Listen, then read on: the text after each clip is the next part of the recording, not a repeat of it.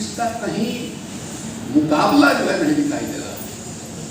आप देखिएगा आरएसएस समाज के अंदर घर फैला रहा है, सांप्रदायिक आधार पर ध्रुवीकरण हो रहा है, औरतों के खिलाफ जो है सारा माहौल जो है बन रहा है। अब बताइए, मैंने वहाँ के एक विधायक ने जो रिहाई कमेटी का मेंबर था, उसने ये कहा कि ये ब्राह्मण लोग हैं, ये ऐसा काम नहीं कर सकते। मतलब बताइए, अब इस तरह की बात जो है कहने का साहस है, और क्यों साहस है? हमको याद है कि राजस्थान में वो जो एक महिला थी बहुत पहले, अरे उसके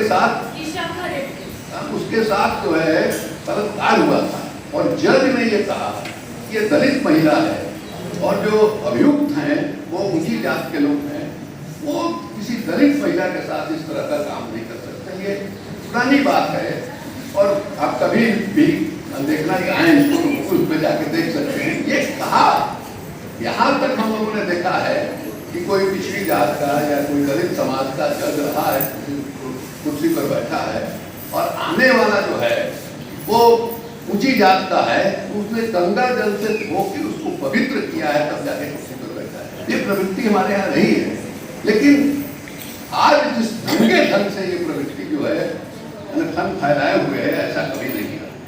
सिर्फ बिल्किस बानो के मामले को ही हम आइसोलेट करके नहीं देखते हैं, पूरे देश का जो माहौल है वो इस ढंग का बना हुआ है, जैसे मैंने बांट करके राज करने की बात हो रही है। अब देखिए, राज्यसभा देख लीजिए, लोकसभा देख लीजिए, हमारे देश में लगभग सारी विधानसभाओं को जोड़ दिया जाए तो 1100 लोग होते हैं विधानसभाओं में, एक भी सदस्य भारतीय जनता पार्टी का इसमें मुसलमान नहीं, एक भी सदस्य नहीं।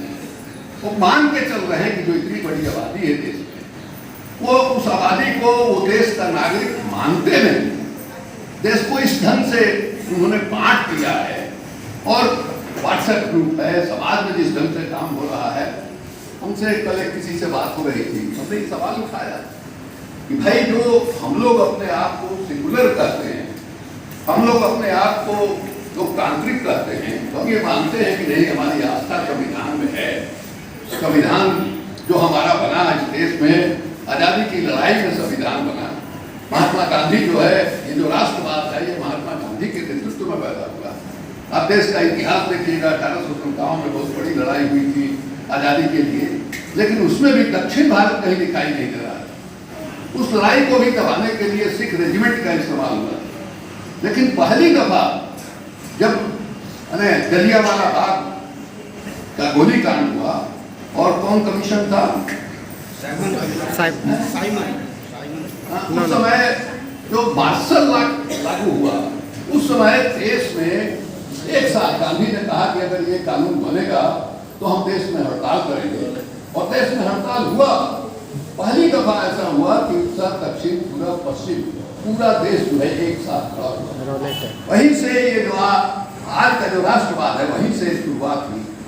गांधी ने आश्वासन दिया, कांग्रेस पार्टी ने आश्वासन दिया, और लोगों ने भी आश्वासन दिया कि आजाद भारत में सभी नागरिकों को समान दर्जा दिया जाएगा, कोई भेदभाव नहीं होगा। औरत हो, मर्द हो, ब्राह्मण हो, दलित हो, हिंदू हो, मुसलमान हो, तमिल बोलने वाला हो, भोजपुरी बोलने वाला हो, वो इडली डोसा खाने वाला हो या खिचड़ी खाने वाला हो, सब के सब लोगों को बराबर की प्रतिष्ठा दी जाएगी। और इसी ये जो गारंटी मिला, इस गारंटी को ही संविधान में जो है शामिल किया गया। आज जो है जो शासन है इसको बन रहा है, संविधान में जो गारंटी दिया है खुलेआम उल्लंघन हो रहा है। हमारे देश कहा जा रहा है कि हम इसको हिंदू राष्ट्र बनाएंगे, हमारा संविधान जो है यही नहीं कहता है कि हमारा देश जो है हिंदू राष्ट्र या मुस्लिम राष्ट्र बनेगा।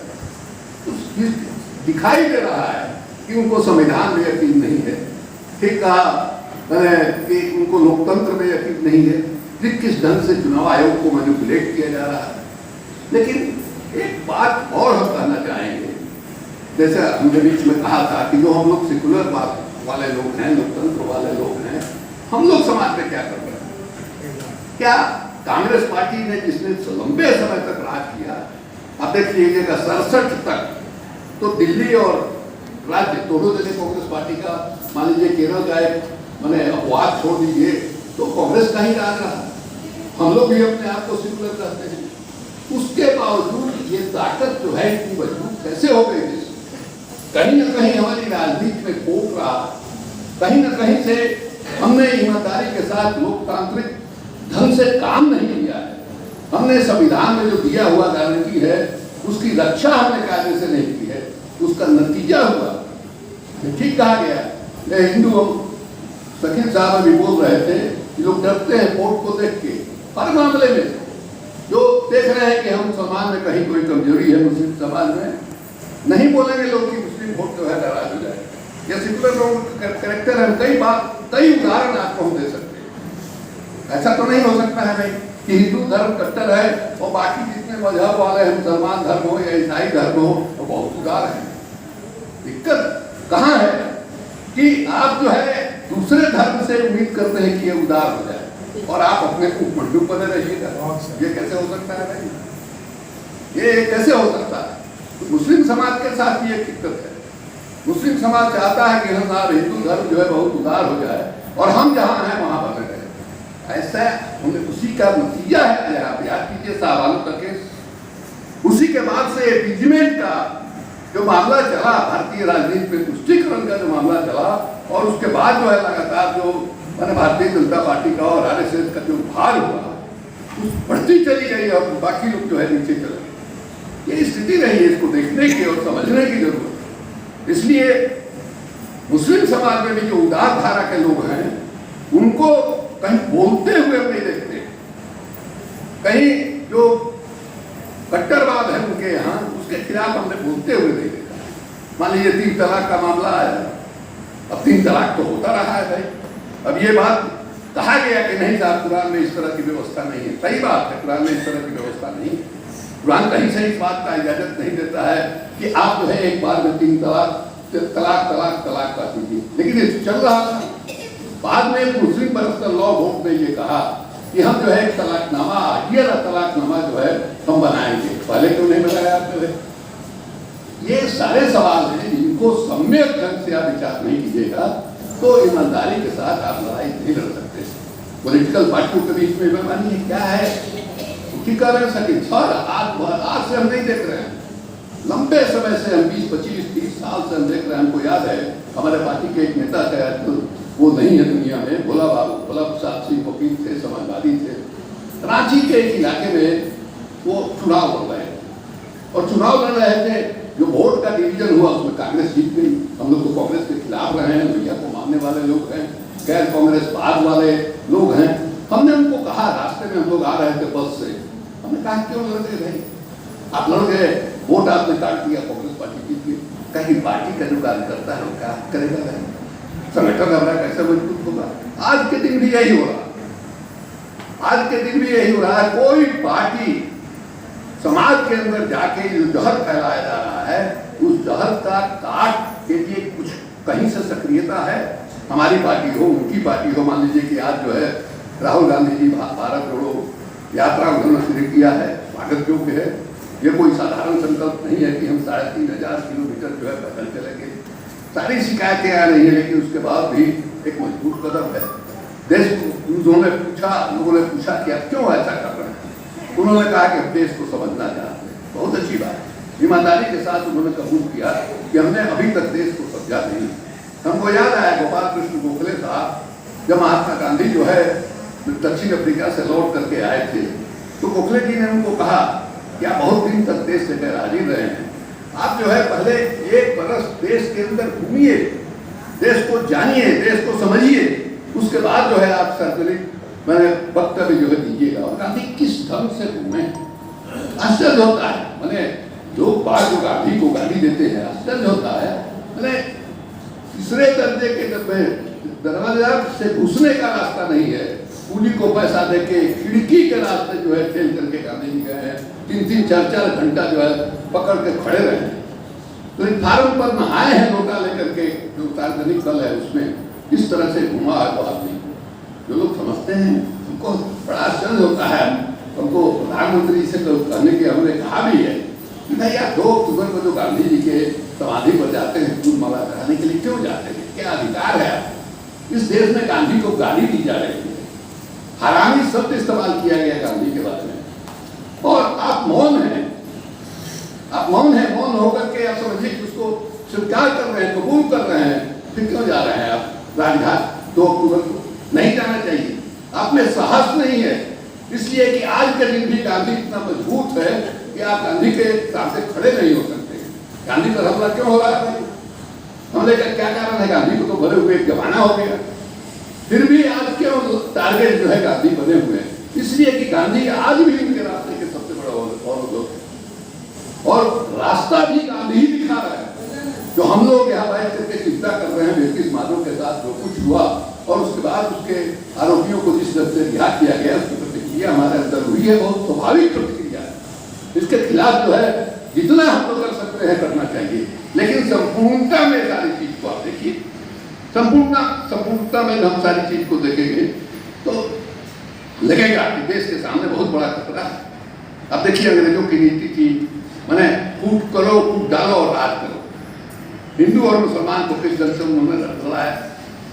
आज के दिन वही स्थिति है। ये लोग जो एकता अखंड भारत की बात करते हैं, हमको याद है डॉक्टर लोहिया ने लिखा है कि उस दरमियान भी जब आजादी की लड़ाई हो रही थी, उस समय भी आरएसएस के लोग अखंड भारत की बात करते थे, लेकिन वो कहते थे सावरकर की जो नीति थी, जिसकी पितृभूमि और मातृभूमि क्या पुण्य भूमि यहाँ है, वही 1 नंबर का नागरिक रहेगा। उस समय भी ये कहा जा रहा था कि जिसकी पुण्य भूमि इस देश के बाहर है, मतलब मुसलमान और ईसाई दोनों की पुण्य भूमि, तीर्थ स्थान जो है देश के बाहर है, ये लोग देश के 1 नंबर के नागरिक नहीं है।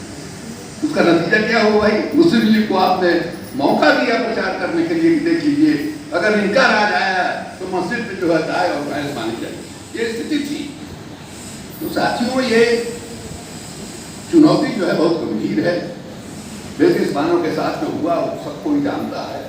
गुजरात का जो पूरा जो दंगा था उसके बारे में सब कोई जानता है। पेट फाड़ करके किस तरह से जलते हुए घोड़ा को पेट में रखा गया, सब लोगों ने देखा है। वो संसारी की तस्वीर अभी तक दिमाग में होगी, जो हाथ जोड़ करके गिड़ा करके खड़ा है। कौन लोगों ने कराया? सब तरह का जांच हुआ, सब लोगों ने मैंने फ्री चीट दे दिया उनको कि नहीं साहब ये दोषी नहीं है। हम ये नहीं मानते। कोई भी सरकार, हमारे पिताजी गृह मंत्री रहे हैं, रांची में दंगा हुआ था 1967 में, कर्पूरी ठाकुर की सरकार थी।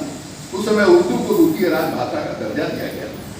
पर ईश्वरनाथ रेखू ने लिखा है उसके बारे में, उनका जो संपूर्ण रचनावली है उसमें कि साहब जो दंगा हुआ हमने देखा वहाँ क्या स्थिति थी। दंगा के समय जो है जमशेदपुर का जो दंगा हुआ उसके बारे में भी जानकारी है। आदमी के अंदर एक उन्माद जो है मैंने पैदा किया गया। तो ये लगातार कोई आज से नहीं, आरएसएस हमेशा से सक्रिय रहा है। आजादी के पहले भी, जब से इसकी स्थापना हुई तब से, और आज के दिन भी वो सक्रिय है। दिक्कत है, हमको लगता है कि हम लोग आरएसएस का मुकाबला कैसे करें। इसलिए हमको लगता है कि जिस तरह से उसको ट्रेनिंग दी जाती है, आपके विवेक को खत्म कर देता है। हमारे साथ इमरजेंसी में जेल में एक नेता थे, भारतीय जनता पार्टी के आरएसएस के नेता, अब हमको विज्ञान के विद्यार्थी थे, मैं उनका नाम नहीं ले सकता इसलिए कि वो बीजेपी के बड़े नेता रहे हैं, जात वाला समाज है। अगर हम उनका नाम लेंगे तो समझिए कि बड़ा भारी झंझट हो जाएगा। एक दिन की बात है, हम टाइम्स ऑफ इंडिया पढ़ रहे थे, उसमें दिलीप पटगांवकर का एक आर्टिकल था मौत से तुम पर। वो जो है छोटा सा जेल फुलवारी शरीफ का हाथा, वो हम गौर से पढ़ रहे थे, 2 बार 3 बार, धारा का दिन था, वो गुजरे उधर से। उसके बाद उन्होंने पूछा कि तिवारी जी आप क्या ध्यान से पढ़ रहे हैं? हमने लगा कुछ नहीं है, माओ वाला आर्टिकल। माओ का अच्छा ठीक। अब कुछ इस अंदाज से उन्होंने कहा कि हमको लगा कि कुछ विशेष चीज माओ के बारे में जानते हैं। बोलते हुए बढ़ गए, फिर दोबारा जब आए हमने उनका वहां पकड़ा, तो क्या बात करनी बताइए, सचमुच आपको नहीं मालूम है? ठीक, क्या आप जो है वो जोलियां बुझा रहे हैं, क्या बात है? क्या कहा उन्होंने कि छपरा जिला में एक गंगुआ धोबी था, उसके घर में उनका एक बच्चा पैदा हुआ, उसका नाम था रमुआ। वो 8-10 वर्ष का था, विलक्षण प्रतिभा का, विलक्षण प्रतिभाशाली। वो जो है 8-9 वर्ष का था, वहां से घर से भागा, कलकत्ता चला गया, और कलकत्ता सीप में बैठा, और सीप में बैठा तो चला गया जर्मनी। और जर्मनी में पुलिस ने उसको पकड़ा, पूछताछ किया तो लगा कि बड़ा भाई ठीक लड़का है। गेस्टापो ने उसका इंटरव्यू किया, गेस्टापो ने भी देखा, बात हिटलर तक पहुंची, हिटलर बुलाए उसके बाद हिटलर ने उसको अपने अंदर में ले लिया और उसको ट्रेन किया। ट्रेन करने के बाद उसको चीन में भेज दिया। वही गमुआ धोबी का बेटा रमुआ जो है वही माओ से तुम और तिवारी जी आप एकदम नहीं जानते। ये कहा वो पढ़े लिखे आदमी, साइंस के विद्यार्थी, और ऐसे एक नहीं है, अनेक है। इस तरह का बहुत सारा किस्सा हमने व्यक्तिगत रूप से देखा है। राजा राम हम लोग के साथ जेल में रहे तिवारी सही, और उसमें सब विचारधारा के लोग थे, नक्सलाइट भी थे, आनंद मार्गी भी थे, आरएसएस के लोग भी थे, हम हमारे जैसे लोग भी थे, सिद्धराज गड्ढा भी थे, और कभी लाल धुआं जी भी थे, सब तरह के लोग थे। बहुत नजदीक से हम लोगों ने देखा। ये लोग कायर लोग हैं आरएसएस का, ये आप जान लीजिए, ये कायर लोग हैं। ये जेल में माफी मांग करके जो सबसे ज्यादा निकलने वाले लोग हैं यही लोग हैं। बाला साहब देवरस, आज जो मोहन भागवत है इनकी जगह पर उस जमाने में बाला साहब देवरस थे, और इंदिरा गांधी ने जब विसूत्री का अनाउंस किया उस समय सबसे पहले बयान उनका आया बाबा साहब देवरस का। उन्होंने समर्थन किया और उन्होंने कहा कि अगर आप आरएसएस पर से पाबंदी हटा देती हैं और हम लोगों को काम करने का मौका देती हैं तो हम लोग विसूत्री का समर्थन करेंगे, इसको नीचे तक हम ले जाएंगे। हम लोग हमारे सामने थी, क्या नाम है, विद्यार्थी परिषद का जो संगठन महामंत्री है, उन्होंने लिखा, भले आदमी थे, हमसे आए पूछने के लिए हम क्या करें शिवानंद जी।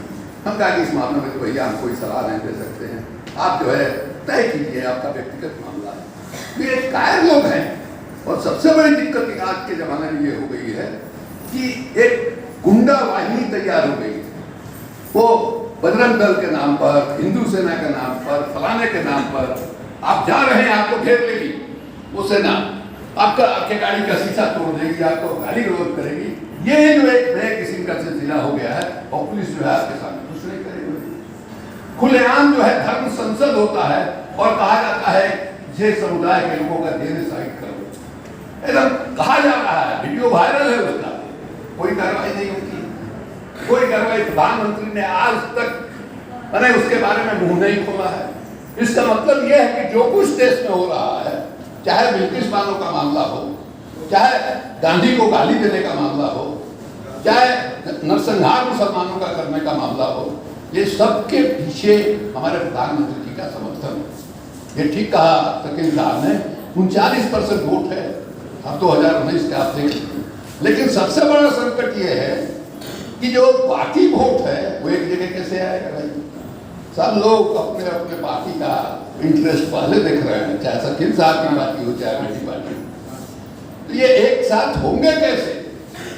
एक तेजस्वी का बयान निकला, उसके बाद जो है जयराम रमेश का बयान निकला, तो कहीं से ये दिखाई नहीं दे रहा है कि ये लोग जो है, हमको मैंने उम्मीद बहुत कम है कि अगले जो 2024 का चुनाव होने वाला है तो 2024 में एक तरफ नरेंद्र मोदी होंगे और दूसरे तरफ उनको गति से उतारने वाले लोग हैं। इस तरह की सीधी लड़ाई हमको नहीं दिखाई दे रही। इसलिए कभी कभी डर लगता है कि 2024 में फिर ये आदमी प्रधानमंत्री बन गया तो उसके बाद समझिए कि अभी जो हो रहा है वो लगेगा कि बहुत अच्छा था, अब जो हो रहा है उसके मुकाबले ये स्थिति है। इसलिए हम लोगों से जो भी बन पड़े उसको करना चाहिए, समाज में लोगों से मिलना जुलना होना चाहिए।